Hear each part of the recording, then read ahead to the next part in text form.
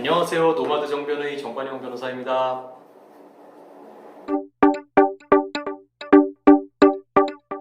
자, 오늘은 스타트업이나 창업기업에서의 리걸 리스크, 담당자와 대응 원칙에 대해서 말씀을 드리려고 합니다. 아시다시피 회사라는 게 영리 목적으로 설립이 돼서 끊임없이 거래와 계약 관계를 지속해 나가면서 돈을 벌기 위한 그런 조직이잖아요. 그렇기 때문에 회사를 영위한다는 것은 끊임없는 어떤 분쟁 발생 가능성을 내포하고 있죠. 그런데 이렇게 거래를 끊임없이 하다 보면 자연스럽게 계약이나 법률 위반 이슈에 맞닥뜨릴 수밖에 없는데요.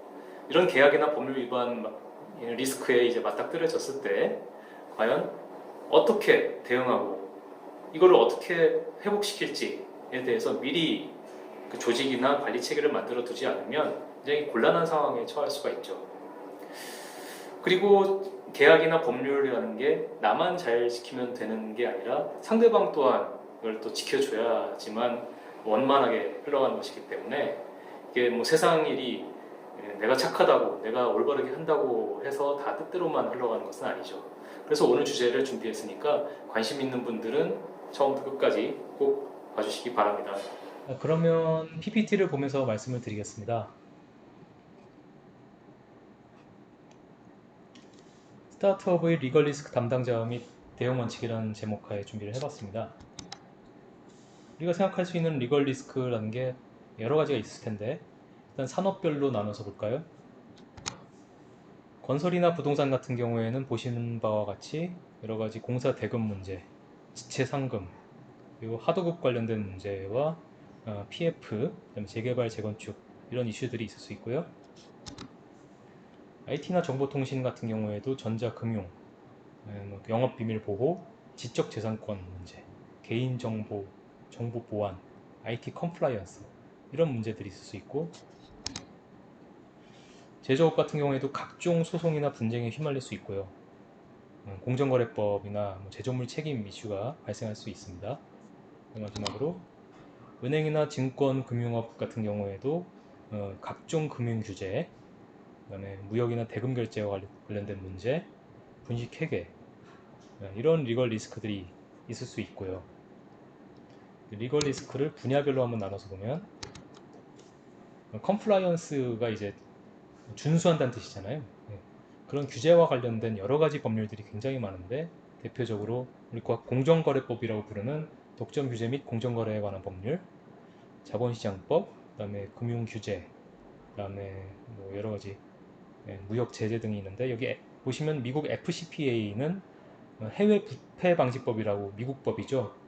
해외 진출한 우리나라, 특히 미국에 진출한 우리나라 기업들이 여기에 이런 위험에 노출될 수 있다는 것도 주의하셔야 되고 그 외에 산업안전보건이나 중대재해 리스크가 있을 수 있고요. 경영상 위험으로 나눠보면 업무상 배임이나 주주총회 운영과 관련된 문제, 그다음에 증권의 발행, 매매, 공시 의무, 그리고 뭐 영업비밀 정보 보호에도 조세와 관련된 문제들이 경영상 위험으로 나눠볼 수 있고요. 사업상 분쟁으로는 이제 상사 분쟁과 기업 지배 구조나 경영권 분쟁, 그리고 뇌물이나 부패, 그다음에 제조물 책임, 각종 소송 이렇게 분야별로도 나눠볼 수가 있습니다. 그 리걸 리스크라는 게 굉장히 다양하다는 걸 우리가 알 수 있습니다. 그러면 리걸 리스크가 뭐냐라는 걸 우리가 먼저 물어봐야죠. 법률 위험이 뭔지 정의 내려져야지만 그 다음에 이거에 대해서 어떻게 대응할지 우리가 생각을 해볼 수 있잖아요. 리걸 리스크라는 거를 정의 내려보면 일단 계약 위반으로 인한 손실 가능성, 그리고 규제나 법규 위반으로 인한 손실 가능성, 그 외에 소송이나 재산 관련된 어떤 대응으로 인한 손실 가능성 이런 걸 포괄해서 얘기할 수 있어요. 사실 법률 위험이 뭔지에 대해서 정확하게 정의 내려진 그런 개념은 존재하지 않아요. 어느 법률에도 법률 위험은 이것이다 라고 정의 내리고 있지는 않고 그리고 여기에 대해서 학자들이 명확하게 정의를 내리고 있지도 않아서요. 대략 이런 것들이 리걸 리스크라고 우리가 볼 수가 있고요. 그럼 리걸 리스크 매니지먼트란 뭐냐라고 했을 때 그 리스크를 일단 인지하고 인식하고 식별해야죠. 일단 식별을 해야지만 거기에 대해서 뭔가 조치를 취할 거 아니에요. 그래서 그렇게 식별한 리스크에 대해서 자, 리스크가 얼마만한 크기냐라는 걸 측정을 하고 그 리스크에 대해 대응하기 위한 어떤 비용에 대해서 우리가 평가를 해야죠. 그렇게 리스크를 측정하고 비용 평가한 뒤에는 리스크에 대한 통제, 그리고 리스크에 기반한 리스크 관련된 데이터에 기반한 의사결정을 내리게 되는데, 이 모든 것들을 포괄해서 리걸 리스크 매니지먼트라고 우리가 부를 수 있습니다. 참고로 법률 위험이라고 특정 지은 건 아닌데, 그 위험 관리 모델이 굉장히 많이 나와 있어요. 대표적인 거 한 두 개만 소개하면, 핑크의 위험 관리 모델은 굉장히 오래됐죠. 대표적인 거라서 소개해 드리는데, 보시면 쉽게 이해되실 거예요. 1단계로는 사전에 경고를 하고 어떤 징후를 발견하는 단계가 있을 수 있고, 그 다음 단계로는 실제로 그런 위험이 드러나가지고 현출이 돼서 위기가 발생한 거죠. 그런 단계가 있을 수 있고, 그 다음에는 이 위기를 어쨌든 넘기고 어떻게든 메꾸고 해서 사후에 처리하는 단계가 이제 있을 수 있고요. 마지막으로는 이걸 완전히 해결하는 단계. 이게 이제 핑크의 위험 관리 모델이고요. 그리고 이것보다 더 자세하게 분류한 게 이 유명한 피어슨과 미트로프의 위험 관리 5단계 모델이라고 할 수 있는데, 또 보시면 비슷해요. 근데 뭐 조금 다릅니다. 1단계로는 일단 위기를 감지하는 거죠. 위험을 알리는 징조들을 수집하고 발견하는 겁니다. 우리가 그 가슴 아픈 세월호 참사 같은 사태만 하더라도 그 위험을 알리는 징조가 300개 넘게 있었다고 하지 않습니까? 그러한 징조들을 제대로 잘 수집하고 발견하는 단계, 이런 위기 감지 단계가 사실은 굉장히 중요한 거죠. 1단계는 이렇게 시작을 하고, 그 다음 단계로는 이제 대비와 예방 단계. 자, 그러한 위험 요소들이 있다는 걸 우리가 알았으면은 이제 이게 실제 위기, 사고가 발생하지 않게끔 우리가 예방을 해야 되지 않겠습니까? 그런 예방 활동을 하는 단계라고 볼 수 있고요. 자, 3단계는 여기 보시면 아시다시피 위기 피해 억제 단계입니다. 즉 이거는, 자, 위기가 발생했어요. 어쩔 수 없이. 이미 늦은 거죠. 위기가 발생했으니까. 하지만 어쨌든 위기가 발생했지만 그 피해가 더 확산되고 커지지 않게끔 우리가 노력은 해야죠. 그러니까 불이 났어도 그거를 진화하려는 노력은 우리가 해야죠. 더 피해가 안 나게. 그런 단계라고 할 수 있고요. 다음 단계는 이제 회복, 리커버리 단계인데, 이제는 어쨌든 위기를 어쨌든 넘겨서 위기가 발생하기 전의 상태로 조직을 이제 다시 원상 회복시켜야 되잖아요. 그래서 다시 제대로 운영이 될 수 있게 하는 회복 단계가 있고, 마지막으로는 이거 굉장히 중요한 단계입니다. 이 부분이 이제 그 좀 전에 말씀드린 핑크의 위험 관리 모델하고 좀 보다 더 업데이트된 건데, 학습입니다. 그러니까 위기 관리 대응 경험을 문서화하고 제도화해서 이 조직의 경험으로 녹여내야 됩니다. 그래야지만 이게 진짜 회사의 자산이 돼서 같은 비슷한 사건이나 위기의 징조가 막 수집될 때 여기에 대해서 제대로 대응을 할 수가 있는 거죠. 그래서 이런 위험 관리 모델들을 참고해서 법률 위험 관리 시스템을 우리가 생각해 볼 수 있는 겁니다. 자, 리걸 리스크 관리가 왜 어렵냐? 왜 변호사를 찾고 그 다음에 법무법인을 찾고 자문을 구하고 의견을 구하고 이렇게 할 수밖에 없느냐라고 했을 때, 일단은 리걸 리스크가 뭔지 그것을 파악하고 평가하는 게 굉장히 어려워요. 이유는 뭐냐면 이제 우리 세상이 굉장히 복잡하잖아요. 이 복잡계에서 산업이 굉장히 여러 가지로 이제 쪼개져 있기 때문에, 전문화되어 있기 때문에 거기에 대한 규제와 법률들이 수없이 많이 있어요. 그 산업 특유의 특징과 그런 요소들이 있고 그렇기 때문에 일단 우리가 산업 하나를 제대로 이해하기도 힘든데 그 산업이 수없이 많단 말이에요. 거기에 대한 규제와 법률들이 다 있고, 이런 데에서 굉장히 어려움이 있고요. 그리고 보시면은 두 번째로 규제도 계속 만들어지죠. 새로운 규제가 만들어지고 있는 규제도 또 변하죠. 계속 업데이트되고, 그리고 자꾸 새로운 기술이 나오면서 규제도 또 신설되고, 그렇기 때문에 또 어려운 부분도 있고, 그 다음으로는 이제 전문성.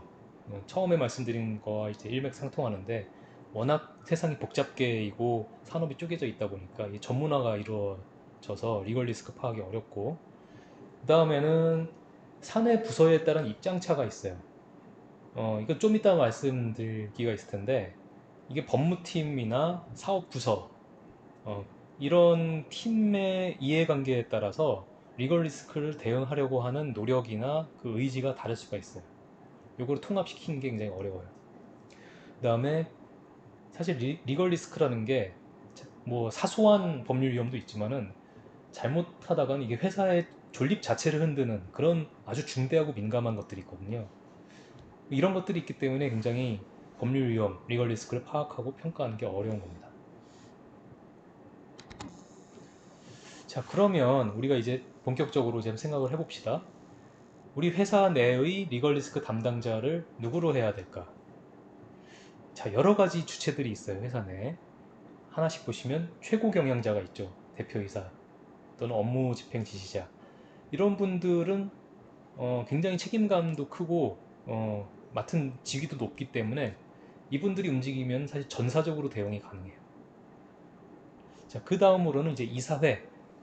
이사회는 이제 이사와 뭐 대표이사를 위시로 한 이사들이 이제 모인 회의체죠. 그래서 이사회가 이 법률 리스크를 담당하면 가장 이상적이긴 해요. 하지만 이 이사회는 이제 상시적인 기관이 아니라는 문제가 있어요. 어떤 중요한 안건이나 현안이 있을 때 그때 소집해가지고 중대한 결정을 주로 이제 하는 기관이고 계속 상시적으로 열리는 그런 기관이 아니기 때문에 상시적인 리걸 리스크 발생에는 한계가 뭐를 다루는 데는 한계가 있고요. 그 해당 사업부서가 사실 이 내용을 법률 리스크의 내용을 가장 잘 알고 있어요. 사업적 대응을 가장 잘할 수 있고 그다음에 홍보팀 같은 경우는 이제 언론 대응을 할 때 가장 해박하고 잘 알 수 있고 법무팀은 법률적인 대응에 대한 굉장히 전문성이 있죠. 다음으로 뭐 보안팀이나 정보보호팀 이런 팀에서는 이제 영업비밀이나 개인정보 유출이나 그 누출 이런 부분에 대한 전문성이 있죠. 다음으로는 뭐 감사팀을 생각해 볼 수 있고 맨 밑에는 이제 스타트업이나 창업기업하고는 좀 관련은 없긴 해요. 근데 제가 넣어 넣긴 했는데 뭐 준법 감시인 제도, 그다음에 준법 지원인 제도가 있어요. 이거는 그 상당한 어떤 규모의 회사에 대해서 법적으로 이런 사람들을 이제 그 두어라라고 이제 법률에서 명령을 하고 있기 때문에 제가 넣어놓긴 했지만은 스타트업하고 직접적인 관련은 없죠. 그래서 이러한 담당자와 관련 부서가 있을 수 있다는 걸 일단 인지하시고요. 제가 리걸 리스크 담당자별 장단점을 이렇게 표로 좀 정리해봤는데 읽어보시면 충분히 이해되실 거예요. 최고 경영자 같은 경우에는 좀 전에 말씀드렸다시피 전사적인 대응이 가능하죠. 자, 그리고 회장이나 대표이사가 나선다는 것은 직원들이 봤을 때 어떻습니까? 굉장히 신뢰감을 주죠. 아, 우리 대표이사님이 나서서 이 문제를 해결하려고 하는구나 라는 어떤 믿음과 신뢰를 주기 때문에 마음이 좀 든든해질 수 있죠, 직원들에게. 그렇지만 단점이 있어요. 자, 이 최고 경영자가 진두지휘에 나서게 되면은 어떻게 보면은 본인이 직접 위험에 노출될 수 있어요. 그리고 이런 법률 위험 관리에 치중하다 보면은 다른 중요한 경영 활동에 방해를 받을 수 있다는 단점이 있죠. 다음을 보시면 이사회. 이사회가 하면은 가장 좋긴 하지만 주주총회에서 뽑은 이사들이 모인 이 회의체에서 이 회사의 중요한 안건, 주주총회에서 할 수밖에 없는 안건 빼고 나머지 중요한 회의건은 여기서 다 의결하잖아요. 이 이사회에서 하면은 가장 좋긴 한데 단점이 있어요. 좀 전에 말씀드렸다시피 주로 중요한 안건 위주로만 심의할 수밖에 없고 현실적으로 그래서 상시적이고 즉각적인 대응에는 어려움이 있다. 다음으로 보시면 법무팀이 있죠. 자, 법무팀은 법률 위험 관리나 대응에 대한 전문성은 있어요. 하지만 법무팀의 한계 또한 명확합니다. 사실 이게 뭐냐면 통합 기능이 부족해요. 그러니까 법무팀은 이제 회사의 한 팀에 불과하기 때문에 다른 사내부서들의 유기적인 협조가 있어야지만 이 사실관계, 팩트를 잘 파악하고 정리해서 이 정리된 사실관계에 대한 대응을 비로소 할 수 있게 되는데 다른 사내 부서들이 관심을 안 갖는 경우가 상당히 많아요. 그러니까 비협조로 이제 일관하게 되면은 다른 사내 부서들이 그렇게 되면은 이제 그 실질적으로 법무팀에서 대응하기가 어렵죠. 그 법무팀은 이 조직의 이 팀의 특성상 좀 보수적으로 의견을 낼 수밖에 없어요. 그런 단점이 있고, 자, 그 다음에 해당 사업부서 같은 경우에는 장점이 사업적인 관점에서 문제점을 가장 정확하게 인지하는 것은 사업부서입니다. 하지만 사업부서가 가진 단점은 사실 사업부서는 본인들의 실적은 법률적인 위험관리가 아니고 사업적인 실적이기 때문에 사업적인 측면에 맞춰서 이제 대응책을 마련하려고 할 가능성이 높아요. 그리고 어떤 위험보다는 수익에 중점을 두어서 자기들이 의사결정을 하려고 할 가능성이 있어요. 이런 리걸 리스크 담당자별 장단점을 보시면 굉장히 쉽잖아요. 그래도 한 번쯤은 이거를 생각하고 리마인드 해 놓으셔야지만 그 다음에 법률 위험 관리 체계를 만드시는데 초석이 될 수 있다고 생각해서 이렇게 정리를 해봤습니다. 자, 그러면 위험 발생 시 누가 어떻게 대응할까? 최고 경영자가 일일이 대응하는 건 불가능하죠. 그래서 일정한 기준을 마련해야 됩니다. 가령 사안의 중대성에 따라 나눠볼 수 있는데, 예를 들어보면 자, 분쟁이 걸린 가액이 뭐 1,000만 원짜리냐 아니면 100억짜리냐, 그 중대성이 당연히 다르겠죠. 그 다음에 그 결과가 회사에 끼칠 영향이 뭐 각 분쟁마다 다 다를 수가 있어요. 어떤 인허가 관련된 것이 만약에 인허가가 안 나면은 그 회사가 추진하려던 중요한 프로젝트나 어떤 사안이 아주 좌초될 수가 있죠. 그런 경우는 회사에 미칠 영향이 아주 크기 때문에 중요하다고 볼 수 있는 반면, 그렇지 않은 사건들도 많이 있을 수 있고요.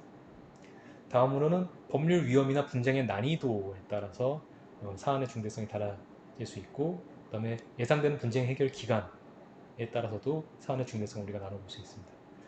그래서 이런 사안의 중대성에 대한 판단 기준을 회사의 규모라든지 성격이라든지 그 산업의 특성이라든지 이런 걸 감안해서 마련해가지고 좀 전에 보신 리걸 리스크 담당자별 장단점에 따라서 미리 기준을 마련해 두시는 게 좋을 것 같습니다. 그래서 스타트업에서는 그러면 리걸 리스크 발생 시 어떻게 대응하는 게 좋을까? 라고 했을 때 아무래도 스타트업이라고 하면은 그 인력이 충분하지가 않죠. 뭐 이사회를 뭐 둔다든지 감사위원회, 뭐 그다음에 감사팀 이런 전문적인 인력 풀을 상시 고용하기가 어려워요, 현실적으로.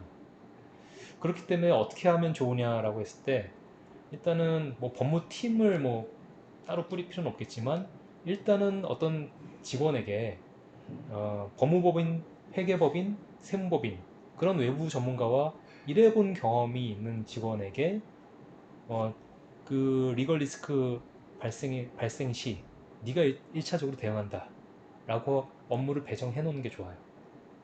이 가장 현실적인 그 방안이라고 할 수 있죠.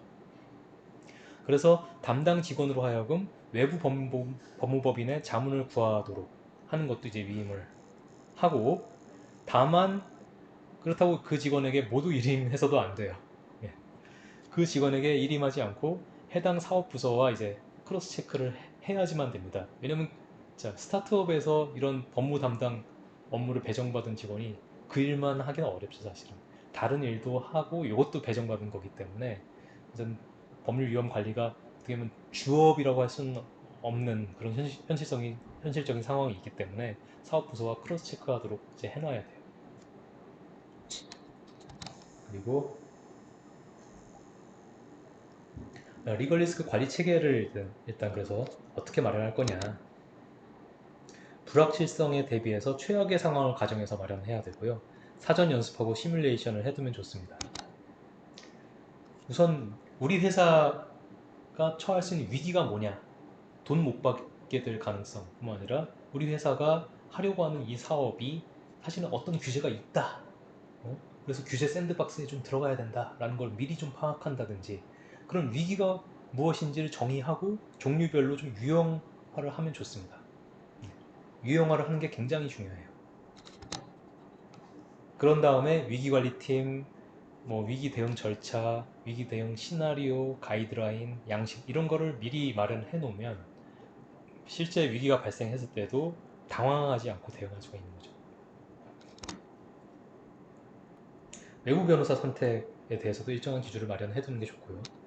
그래서 보시다시피 스타트업이나 창업기업 같은 경우에는 아무래도 인력 풀이라든지 직원들을 상시 고용할 수 있는 그런 여건이 아직 완비가 안 된 상황이기 때문에 한정된 자원을 가지고 최대의 효율을 뽑아내려면은 마지막에 말씀드린 것처럼 담당 직원을 정하고 매뉴얼이라든지 가이드라인이라든지 대응 체계를 좀 미리미리 마련해두고 연습하고 시뮬레이션을 좀 해두어서 실제 그런 법률 위험이 발생했을 때 위험을 최소화시키는 그런 방법이 있을 수 있어요. 사실 사업하시다 보면 굉장히 예기치 못한 일이 너무 다양하게 많이 발생할 수 있고, 저도 이제 스타트업을 친한 변호사님과 같이 일하시는 변호사님과 여러 해 가까이 하고 있기 때문에 여러분들의 어려움을 충분히 이해하고 있어요. 정말로 죽음의 밸리도 좀 경험해보고 있는데, 그것을 슬기롭게 잘 넘겨야지만 계단식으로 점핑하면서 성장할 수 있는 기회가 생기잖아요. 그래서 미리미리 잘 준비를 하시고, 궁금하신 거는 변호사라든지 어떤 업무 관리자라든지 이런 분들과 평소 친하게 지냈다가 그때그때 물어보시고 이렇게 해결하시는 게 좋을 것 같습니다. 이상으로 회사나 창업기업에서 리걸 리스크가 발생할 경우를 대비해서 담당할 임직원을 누구로 정할지, 그리고 법률 위험에 대한 대응 방안, 즉 법률 위험 관리 체계는 또 어떻게 만들지에 대해서 간략하게 말씀을 드렸습니다. 오늘 영상은 이걸로 마치고요. 구독과 좋아요 꼭 눌러주세요. 다음 시간에 뵙겠습니다. 안녕.